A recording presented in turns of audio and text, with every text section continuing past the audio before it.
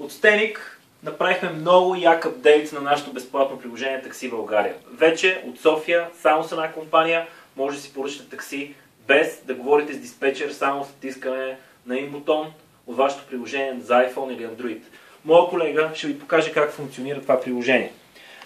Избираме си иконката на Такси България, след което избираме нашия град, който трябва да бъде София, а компанията трябва да бъде Yellow Taxi, защото само тя в момента може да направи поръчка онлайн към тяхната система. Датата и часа, къде ще ни вземат колата, е предварително зададена. След това ние избираме адреса, откъде да ни вземе колата. От офиса на Стеник на булевард Гоце Делчев 50. Избираме докъде ще пътуваме, като може да го въведем ръчно, изпадащото меню да изберем адресът, който ще излезне от системата на Yellow. Да кажем, че ще ходим да почетем книга в Народната библиотека. Въвеждаме нашето име, може да е наше, може да викнем кола за приятел, като въведем след това неговия номер, да кажем Иван, и въвеждаме телефонен номер, който трябва да започва задължително с 0. Може да е 02, може да е 08. Ние ще въведем номер 0888-200-646, който от съображение за сигурност не е телефона на нашия колега, а един служебен номер. И след това натискаме бутона изпрати, за да изпратим нашата заявка за такси към компанията Yellow Taxi. И получаваме заявка номер 529.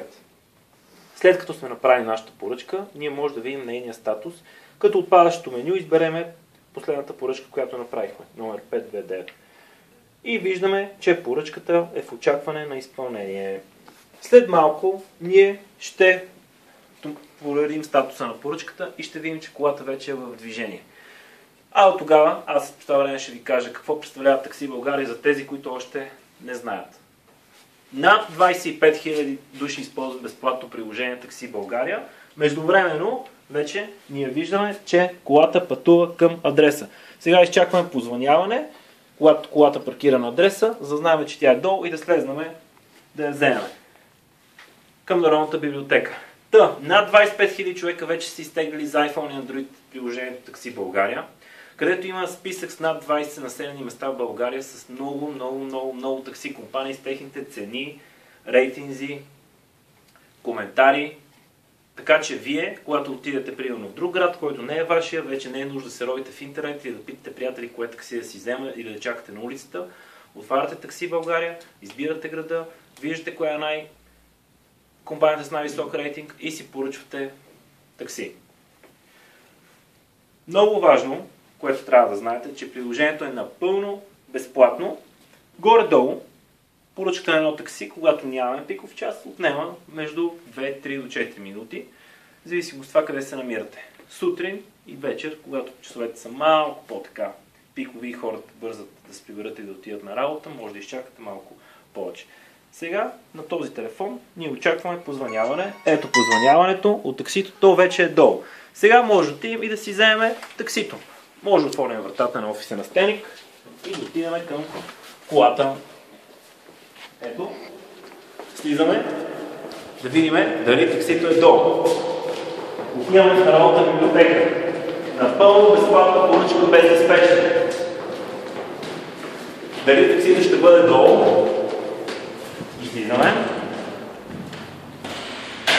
И се возим на такси без да сме говорили диспетчер.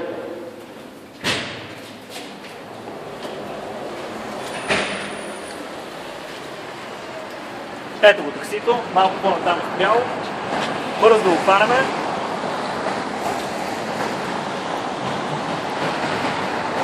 За малко нацелило адреса. То ни чака.